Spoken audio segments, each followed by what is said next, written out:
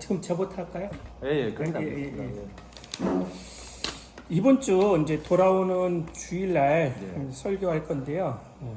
여호수아 6장 3절 말씀으로 이제 하는데 이 여호수아 6장이 여리고성 무너지는 장면이거든요. 그래서 이제 여호수아가 가나안 전쟁을 하는데 세상의 방법과 세상의 전략을 쓰지 않았잖아요. 네. 그래서 여호수아가 했던 것은 딱 세 가지인데, 네. 첫째, 기도로 길을 열라. 네. 기도로 길을 열고 말씀을 앞세우고 그 다음에 성결하면 하나님이 깨끗한 그릇에 하나님의 능력이 임하는 거거든요. 이 세 가지 방법으로 저는 여호수아를 이제 강의해 나갔거든요. 그래서 이제 여리고성도 어떻게 무너졌는가? 여리고성은 세상의 전략과 사람의 힘이 아니라 말씀에 대한 순종으로 무너졌다. 근데 그 말씀에 대한 순종은 무엇냐? 그 핵심은 기다림이었다. 예. 뭐 요단강이 쫙 갈라지고 200만이 건넜잖아요. 그러면 사람들이 흥분감 그걸 갖고 이제 대부분 사람들은 일 처리하려고 하는데 그렇게 안 한 거예요. 요단강을 건너고 나서 생뚱맞게 할례를 하고 할례하면은 전멸할 수 있는데 그게 다 기다림으로 저는 해석했거든요. 예. 지금 이 기세를 몰아서 여리고성도 점령하고 막 해야 되는데 하나님은 그게 아니라는 거예요. 그러니까 사람의 방법과 하나님의 방법은 틀리다. 틀리기 때문에 우리 사람들은 기다려야 된다. 나의 때가 아니라 하나님의 때를 기다려야 된다. 그리고 여리고성을 돌라는 것도 저는 기다림으로 봤어요. 여리고성을. 아니, 임 목사님도 그렇잖아요. 여리고성을 반바퀴 돌면 벽에 금이 가고 막 흔들리고 그러면 돌을 맛이 나. 이게 돌을 맛이. 근데 첫째 날도 그렇고 둘째 날도 그렇고 아무런 기색도 없잖아요. 그러면 제 생각에 여리고성 사람들이 저 성 위에서 보지 않았을까? 당연히 보지 않겠어요? 이스라엘 백성도 보는 걸. 그럼 돌 때 저 위에서 화살 쏘고 돌 던지면 그냥 멸절되는 거예요. 그러니까 인간적으로 생각하는 방법으로는 정말로 무모한 짓을 한 거죠.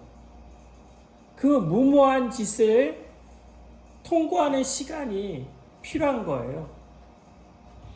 이거 참 무모하다. 이거 인간적으로 계산할 때 참 무모해 보인다.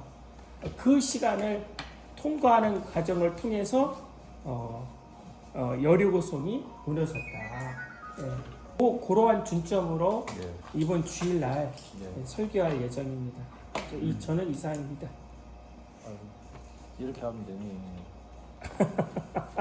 질문해도 됩니까? 예, 질문해도 됩니다. 저도 목사님 그 말하는 기다림은 하나님을 신뢰하면서 나타난 기다림이고. 목사님은 사람이 어떻게 하면 기다릴 수 있다고 생각하세요? 그러니까 신뢰하고 믿게 되는 믿음이. 예, 저는 이제 기다림을 어떻게 봤냐면 사람이 왜 기다리지 못한다면 내가 원하는 결과를 만들고 싶어 해서 기다리지 못하는 거거든요. 조금 내가 원하는 게. 예. 내가 저를 이제 시골교회 목사가 원하는 게 교회 부흥이고 교회 성장이고 교회 잘 되는 거잖아요. 이건 내가 원하는 거거든요. 교회가 잘 되건 안 되건 간에 내가 원하는 결과를 기대하지 말고 하나님이 지금 나에게 원하는 게 무언가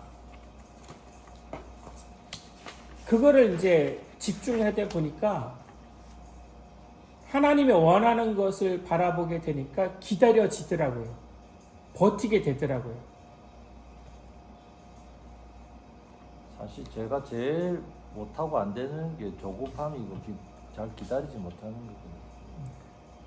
하나님과의 관계에서도 그렇고 저희 아내와의 관계에서도 그렇고 사람들과의 관계에서도 빨리 결과물, 빨리 뭔가 이렇게 그러니까 저도 내가 원하는 방법으로 아내가 나한테 이렇게 대해줬으면 좋겠고 저 사람이 이렇게 고쳐줬으면 좋겠다. 그런 저도 조급함이 있는데 그걸 그냥 하나님 앞에 맡기고 아내가 달라지건 안 달라지건 교인이 달라지건 안 달라지건 상관없이 그 사람한테 초점을 맞추는 게 아니라 하나님 앞에 초점을 맞추기 위해서 제일 필요한 게 나를 부인하고 나 자신을 매일매일 십자가에 못 박히는 그 과정이 있어야지 기다려지더라고요. 내가 전에도 저기 서울에 올라가서도 그렇게 설교했는데 사람이 억지로 열심히 하면은 결과는 만들어져요.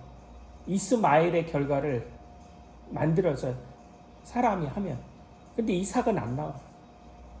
중요한 건 이스마엘의 결과가 나오는데 예. 이스라엘은 안 나와. 예, 제가 서울에서 네. 그 서울교회에서 저기 뭐죠? 면접 설교할 때 그 얘기 했거든요.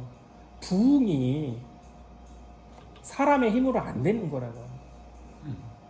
억지로 내가 원하는 장로 세우고 내가 원하는 계획 세워서 일은 돼. 근데 다 결과가 이스마엘이어서 나중에 그게 다 옆구리에서 가시가 되고 올무가 되거든요. 예. 그 설교에서 제가 잘렸나 봐.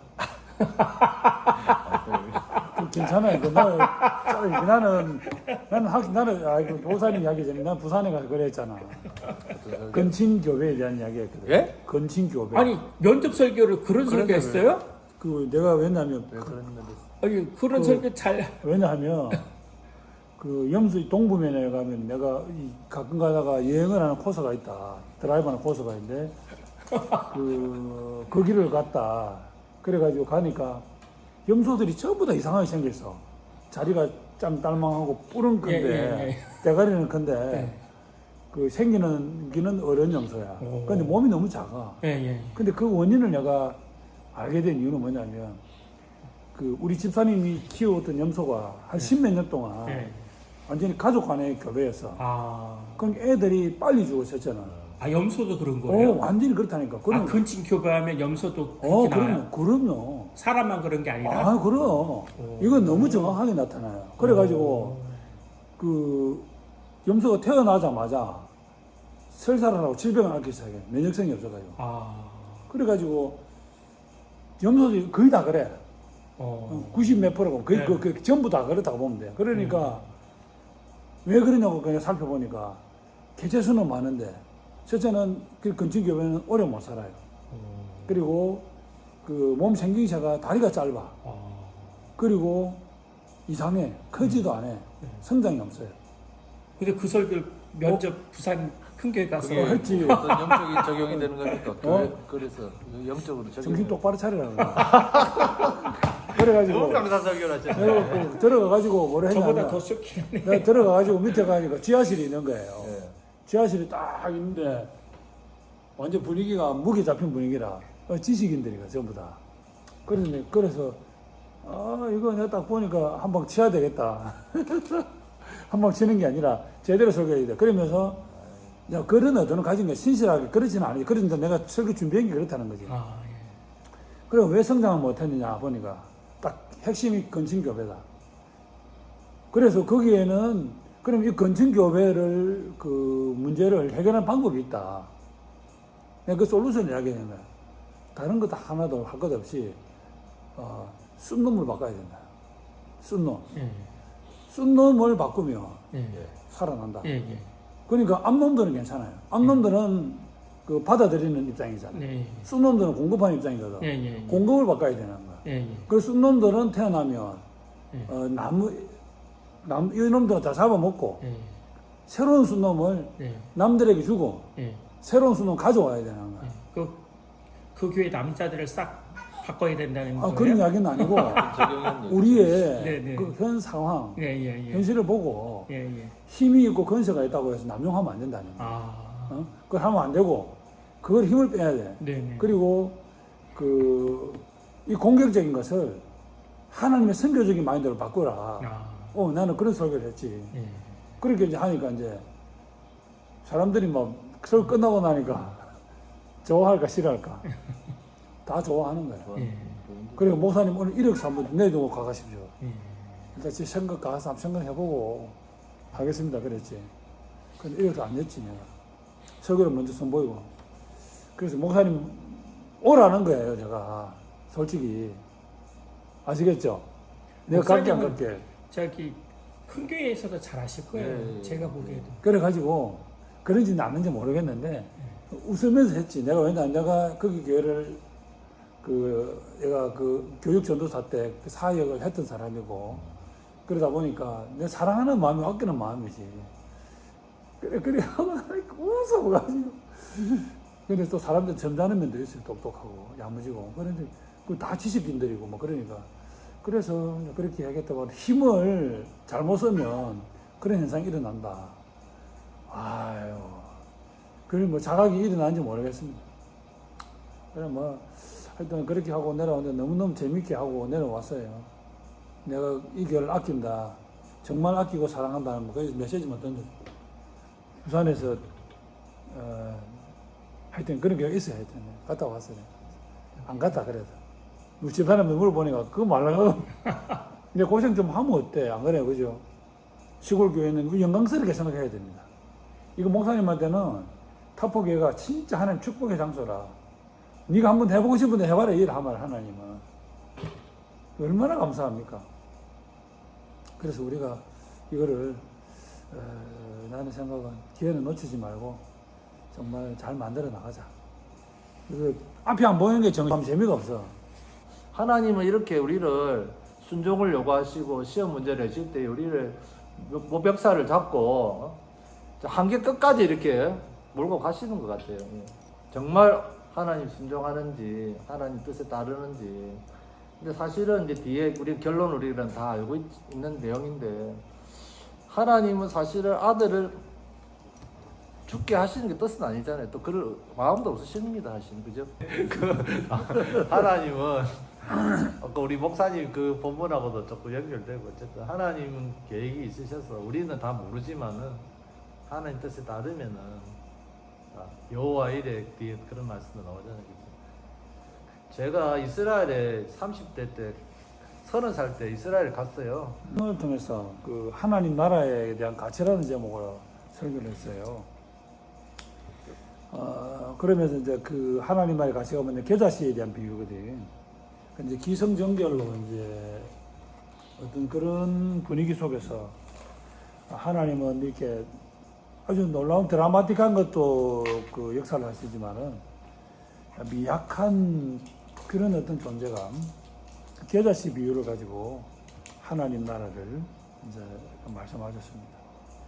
그래서 하나님이 뭐 특별히 그 예수님께서는 직접 하신 말씀인데, 예수님께서 큰 기적만 가지고 일을 하신 게 아니라, 우리가 일상생활 속에서 살아가는 그런 요소들을 가지고 기적의 재료를 썼습니다. 그게 뭐냐면, 그 겨자씨에 대한 비유다. 겨자씨는 어떻게 보면은 가장 그 작은 씨앗인데, 우리는 그 메시지를 지금도 기억해야 될 필요가 있는 게, 우리가 늘 일상 속에서 보아왔던 겁니다.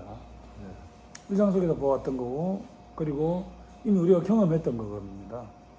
그래서 그 종류가 바로 오늘 식물인 그 겨자라는 겁니다.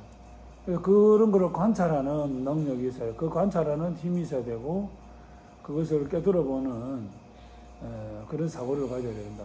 그러면서 그 겨자씨는 가장 작지만, 결국은 그들이 봉화하고 관찰했던 그거를 보면서 결국 나무가 되고 새가 깃들고 그늘을 만들어주는 것을 보지 않느냐. 그리고 하나님은, 예수님은 말씀하시기를 여러 개가 아니라 덩어리가 군집이 아니라 겨자씨 하나리라 그래요. 그 하나의 역할, 우리 같은, 지금의 우리 같은 존재란 말입니다. 우리 안에는 그럼 우리 일상 속에서 뭐 가난하든 부유하든 이 기적의 재료가 없냐? 우리라고 생각한다면 우리는 믿음을 가지고 하나님의 가치를 심을 필요가 있다.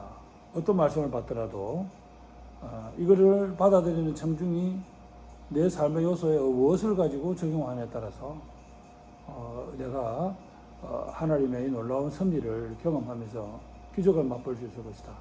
결국 하나님은 다른 사람의 경험을 통해서 말하고 싶은 것이 아니라 나라는 이 존재를 통해서 일하고 싶어 한다는 거야. 파트너가 되고 싶고 그 가치를 이야기하고 있다. 그러면서 천하보다 귀하다고 하지 않았습니까? 그죠? 우리 자신 한 사람 한 사람이. 그러면 그것이 겨자씨 이상의 큰 존재라는 존재 부여를 의미를 했다는 것을 볼 수가 있게 되었고요.